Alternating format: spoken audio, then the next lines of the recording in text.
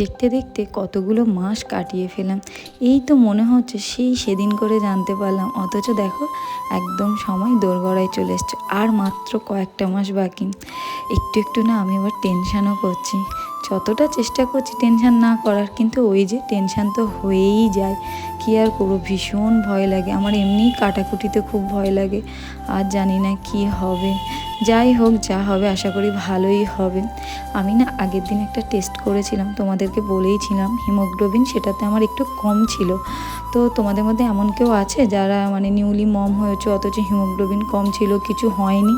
আমার একটু কম আছে, তাই বাড়িতে সবাই একটু টেনশন করছে। আর খাবার দাবারে একটু বেশি করে ফলের রস অ্যাড করেছে যাতে হিমোগ্লোবিনটা ঠিকঠাক হয়ে যায়। জানি না কি হবে, আশা করছি যে কটা মাস বাকি আছে তার মধ্যে সব ঠিকঠাক হয়ে যাবে। বাট তাও স্টিল চেষ্টা করছি। এখন তো শরীরে নানা রকম পরিবর্তন, আদৌ ঠিকঠাকভাবে রক্ত তৈরি হচ্ছে কিনা সেটাও বুঝতে পারছি না। ওই জন্যই হয়তো কমের আগে কখনো আমার কোনো জিনিসে কমতি ছিল না শরীরে, তো এখন তো অনেক কিছুই আপ ডাউন হচ্ছে। যাই হোক, তোমরা যদি কেউ জেনে থাকো অবশ্যই আমাকে জানিও। আর এই যে এখন আমি বেদানাটা না গোটা গোটা আর খেতে পারি না। বেশ অনেক দিন ধরেই আমি এরকম করে হাত দিয়ে মাখিয়ে মাখিয়ে তারপরে রসটা বের করে নিয়ে সেই রসটাই শুধু খাই।